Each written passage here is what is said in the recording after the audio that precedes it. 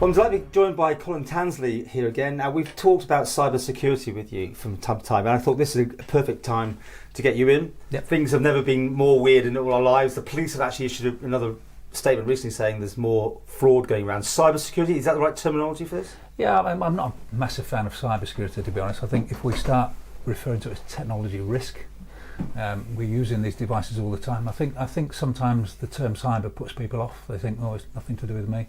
But we're engaged with technology all the time. We're using devices, we use computers, and there's a risk associated with that. You know, we only got to simply download an app without looking at the terms and conditions. And you've seen maybe the stuff around TikTok, talking about the amount of data that's shared with who knows. Are we any more at risk here on the island than anywhere else, or is it just one of those things that we're all... I mean, in the island we see things with Manx companies particularly, and that's been a pretty weird thing, because you almost trust that it has come from so-and-so bank or a telco or whatever. Yeah. Well, firstly, it's very easy to set up a clone of a company online, by virtue of a website. Secondly, it's very easy to set up a domain that looks very similar, so a website may look exactly the same. Then you can send an email. This is what the hackers and the fraudsters do. And it's all a trick. We're getting conned. Well, people are being conned daily with this. They assume it's right because it's on the internet. They don't inquire into it any further. And it's just fraudsters moving into a different domain. So it's technology being used to defraud and deceive people.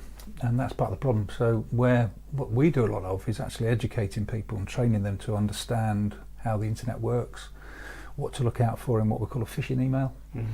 And then if you've any doubt at all, just leave it alone. But you know, fraud is on the increase, and because of COVID and the pandemic, the criminals are looking for other ways to exploit us. You're in the training thing. I mean, you'd normally have people coming to see you. Everything's changed in that. Yeah, pretty much. Yeah, it's all had to change. So we've had to do a complete rethink about the way we deliver training, because we do a lot of that face to face. And this is a Manx company. 10 years old, aren't you now? Yeah, 10 years old. The company sort of set out 10 years ago, shortly after leaving the Federation Against Copyright Theft, set up on my own, doing online investigations, but always did a lot of training anyway. Right.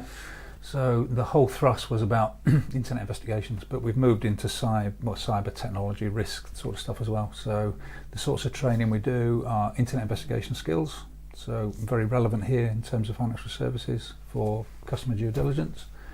Also teach people about cybersecurity for business. You always see these big cases where people have had their whole computer systems locked out and pay some money, and it's all Bitcoined here and that sort of thing. Yeah. Is that a real thing that happens? Oh, absolutely, yeah. I mean, it's on. We put out a bulletin every week on LinkedIn, which is a social media platform, and we talk about 3 pieces of information. Almost always there's something there about ransomware. But ransomware has its roots in somebody clicking on something almost always. So an email has come in, they've clicked on it, that introduces something nasty into their computer or their network. They come in maybe the next day, can't get access to your systems, pay us a ransom. And some people probably do pay it because they'd rather that than the embarrassment, in that awful, sort of embarrassment word, going to the police and having this dealt with. Yeah, I think it's or a company like yours or whatever. No, I think it's a multitude. I think part of it is the ransom may be less than actually the full recovery or getting forensic involved. But there's a move on at the moment. I saw a petition online yesterday about making that illegal to pay the ransom because you're actually funding criminality in a way. So it's one of the most prevalent at the moment. Ransomware, phishing, all that sort of stuff. It's always a cat and mouse game, isn't it, you guys? I mean, trying to keep up, they'll come up with something new and you've got to try and come up with a solution to that. Yeah, and I think the biggest sort of suggestion I can make is educate your staff, because they're going to be the last line of defence in any company. So you can have all the electronic defences, your antivirus, your malware, your filtering, but the last sort of trench, if you like, is that individual sat on the computer.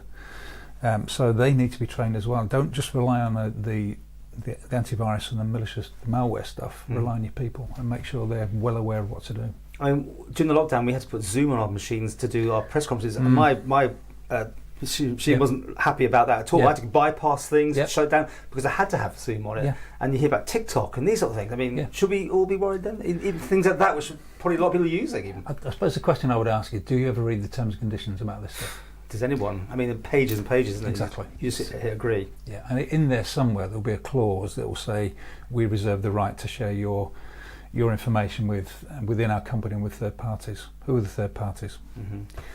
Mostly advertisers. Our information is valuable to companies, but also we give away a location with these apps, and so we can be tracked. And we don't often think about this. So these sort of things you run, these training things, I mean, you've got to keep refreshing yourselves and looking at the next big thing that's going to happen sort of thing. The trends change, just like any crime. Crime has evolved. I was in the police for nearly 30 years, and crime when I joined was check fraud and all this sort of stuff, much credit card fraud. We're now into the sort of online world, and we've got to keep ourselves agile and aware of this sort of stuff. There's always something new. That's what criminals do. They adapt very, very quickly.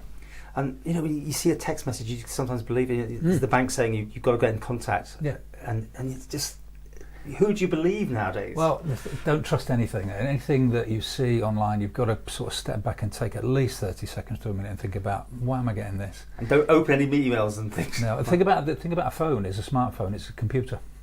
So it has the same effect. If you click on the link in that, it's going to potentially corrupt your phone. You may not be able to ever get into it again. It could do all sorts of things. So your company does training, not just here in the Isle of Man, you do quite a lot all over the place, don't you? Yeah, a lot of what we do is about managing risk in related to technology. So due diligence is about using the internet to find information to protect the company. So in the same way that we teach people about cybersecurity to protect themselves and the company. So a lot of what we do is safeguarding businesses and business reputations. And we've expanded that now to bring on board some other associates who specialise in certain things that, finance, for example, and human resources and fraud, compliance. So we've got a bank of associates who are very, like us, very similar to what I do, but we work together and we collaborate. You've got to be suspicious almost everything. Oh, absolutely, yeah. And if too good to be true, it is too good to be true. The usual things on those things. Yeah, definitely. And 10 years ago, would you imagine where it's got to now, the sort of amazing amount of cleverness, and there is a lot of work that goes into making these frauds happen, I suppose. Oh, very much so. But I think I suppose I'm well versed in the fact that criminals are agile and they will always adapt. But sometimes their ingenuity astounds me. What they're going to do next. Using social media with pictures of cute kittens and like this, and that introduces something. Clickbait they call it. All this sort of stuff. Yeah. So technology is valuable. It's useful. We need it. But we've got to be really careful about how we use it. You see, Facebook just brought that in there. I mean, it knows what you like, doesn't it? You click on one thing and then suddenly you do get a lot of cute kittens coming up. Yeah. And that in itself is extracting information from you which you may not necessarily wish to have extracted. No, it works on the basis of algorithms and cookies that you like something, they learn something about you. The more you like a certain thing, the more you're going to get the content. So it's all related to these little cookies that get put into your browser or your phone. There's nothing as risk-free though, is there? No. Nothing is. You're taking a chance whatever you do, but you try and believe that the right person is at the right end of that conversation you're having or email you're getting. Yeah, be suspicious. I suppose that's the advice. And but the trouble is, educating people that way takes a little bit of time sometimes. Particularly the youngsters, they've grown up with this sort of stuff. They're very adept at using it, but they don't think about the security risks to them, to family, and if they're working in a company as well.